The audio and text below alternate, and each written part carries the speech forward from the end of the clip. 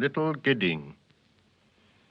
Midwinter spring is its own season, sempiternal though sodden toward sundown, suspended in time between pole and tropic. When the short day is brightest with frost and fire, the brief sun flames the ice on pond and ditches in windless cold that is the heart's heat, reflecting in a watery mirror a glare that is blindness in the early afternoon, and glow more intense than blaze of branch or brazier stirs the dumb spirit. No wind, but Pentecostal fire in the dark time of the year. Between melting and freezing, the soul's sap quivers. There is no earth smell or smell of living thing. This is the springtime, but not in time's covenant. Now the hedgerow is blanched for an hour with transitory blossom of snow, a bloom more sudden than that of summer, neither budding nor fading, not in the scheme of generation. Where is the summer, the unimaginable zero summer? If you came this way, taking the route you would be likely to take, from the place you would be likely to come from, if you came this way in Maytime, you would find the hedges white again in May with voluptuary sweetness. It would be the same at the end of the journey if you came at night like a broken king, if you came by day not knowing what you came for. It would be the same when you leave the rough road and turn behind the pigsty to the dull facade and the tombstone. And what you thought you came for is only a shell, a husk of meaning, from which the purpose breaks only when it is fulfilled, if at all. Either you had no purpose, or the purpose is beyond the end you figured and is altered in fulfillment. There are other places which also are the world's end, some at the sea jaws or over a dark lake, in a desert or a city, but this is the nearest in place and time, now and in England. If you came this way, taking any route, starting from anywhere, at any time or at any season, it would always be the same. You would have to put off sense and notion. You are not here to verify, instruct yourself, or inform curiosity or carry a report. You are here to kneel where prayer has been valid. And prayer is more than an order of words, the conscious occupation of the praying mind, or the sound of the voice praying. And what the dead had no speech for when living, they can tell you being dead. The communication of the dead is tongued with fire beyond the language of the living. Here, the intersection of the timeless moment is England and nowhere, never and always. Ash on an old man's sleeve is all the ash the burnt roses leave. Dust in the air suspended marks the place where a story ended. Dust inbreathed was a house, the wall, the wainscot, and the mouse. The death of hope and despair, this is the death of air. There are flood and drouth over the eyes and in the mouth, dead water and dead sand contending for the upper hand. The parched, eviscerate soil gapes at the vanity of toil, laughs without mirth. This is the death of earth. Water and fire succeed the town, the pasture, and the weed. Water and fire deride the sacrifice that we denied. Water and fire shall rot the marred foundations we forgot of sanctuary and choir. This is the death of water and fire. In the uncertain hour before the morning, near the ending of interminable night, at the recurrent end of the unending, after the dark dove with the flickering tongue had passed below the horizon of his homing, while the dead leaves still rattled on like tin over the asphalt where no other sound was, between three districts whence the smoke arose, I met one walking, loitering and hurried, as if blown toward me like the metal leaves before the urban dawn wind, unresisting. And as I fixed upon the downturned face that pointed scrutiny with which we challenge the first met stranger in the waning dusk, I caught the sudden look of some dead master whom I had known, forgotten, half recalled, both one and many. In the brown baked features, the eyes of a familiar compound ghost, both intimate and unidentifiable. So I assumed a double part, and cried and heard another's voice cry, "What? Are you here?" Although we were not, I was still the same, knowing myself, yet being someone other, and he a face still forming. Yet the words sufficed to compel the recognition they preceded, and so, compliant to the common wind, too strange to each other for misunderstanding, in concord at this intersection time of meeting nowhere, no before and after, we trod the pavement in a dead patrol. I said, "The wonder that I feel is easy, yet ease is cause of wonder. Therefore speak. I may not comprehend, may not remember." And he, "I am not eager to rehearse my thought and theory which you have forgotten. These things have served their purpose. Let them be.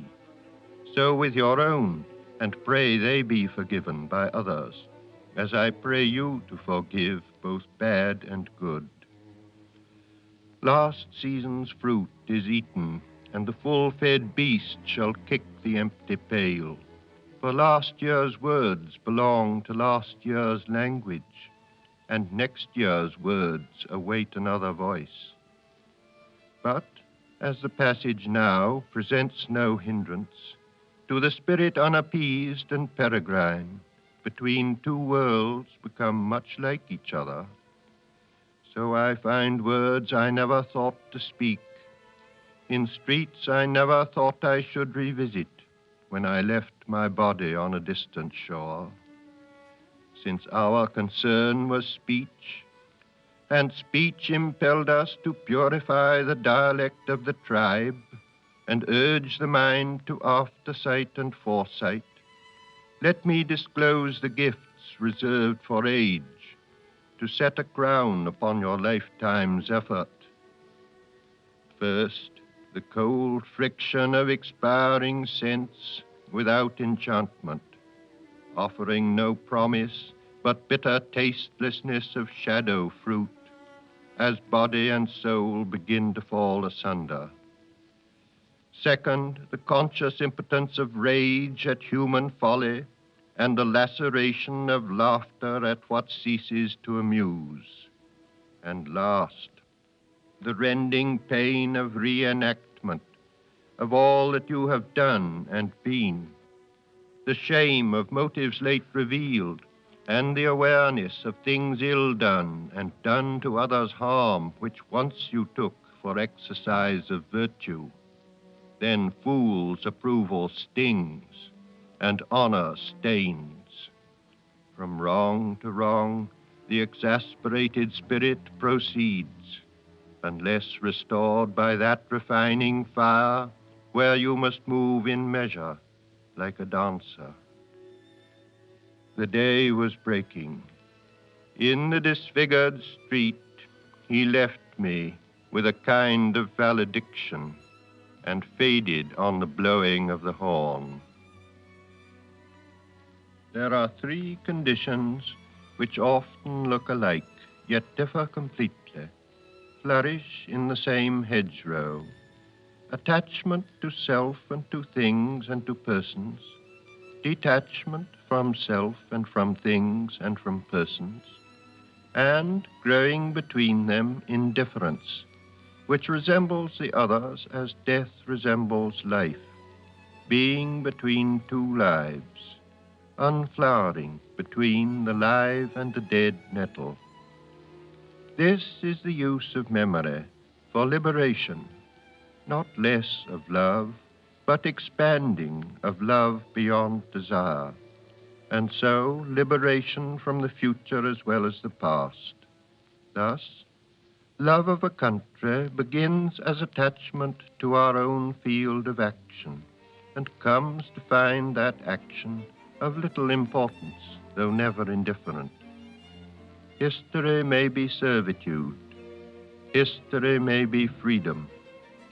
See, now they vanish, the faces and places, with the self which, as it could, loved them, to become renewed, transfigured in another pattern.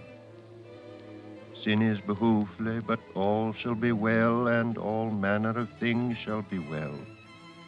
If I think again of this place, and of people not wholly commendable, of no immediate kin or kindness, but some of peculiar genius, all touched by a common genius, united in the strife which divided them.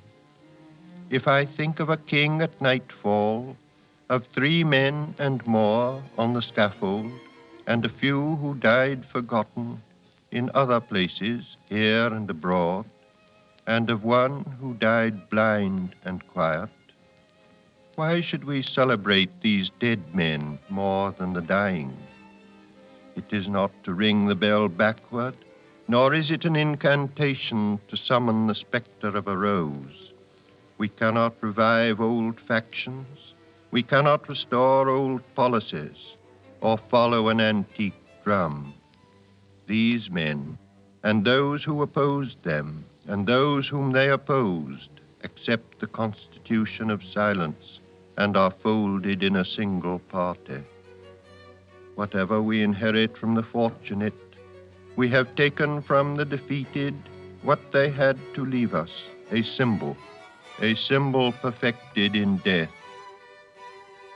And all shall be well, and all manner of things shall be well, by the purification of the motive in the ground of our beseeching. The dove descending breaks the air with flame of incandescent terror, of which the tongues declare the one discharge from sin and error.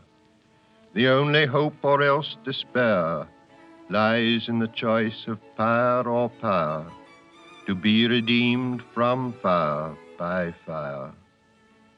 Who then devised the torment? Love. Love is the unfamiliar name behind the hands that wove the intolerable shirt of flame which human power cannot remove. We only live, only suspire, consumed by either fire or fire. What we call the beginning is often the end, and to make an end is to make a beginning. The end is where we start from, and every phrase and sentence that is right, where every word is at home, taking its place to support the others, the word neither diffident nor ostentatious, an easy commerce of the old and the new, the common word exact without vulgarity, the formal word precise but not pedantic, the complete consort dancing together. Every phrase and every sentence is an end and a beginning, every poem an epitaph. And any action is a step to the block, to the fire, down the sea's throat, or to an illegible stone. And that is where we start. We die with the dying. See, they depart, and we go with them. We are born with the dead. See, they return, and bring us with them. The moment of the rose and the moment of the yew tree are of equal duration.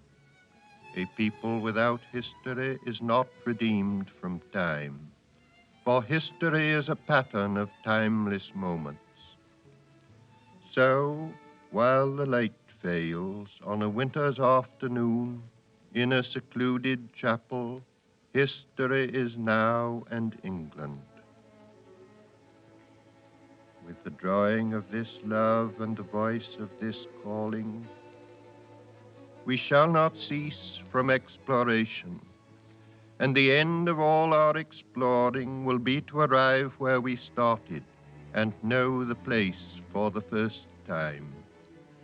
Through the unknown remembered gate, when the last of earth left to discover is that which was the beginning, at the source of the longest river, the voice of the hidden waterfall, and the children in the apple tree, not known because not looked for, but heard, half heard, in the stillness between two waves of the sea.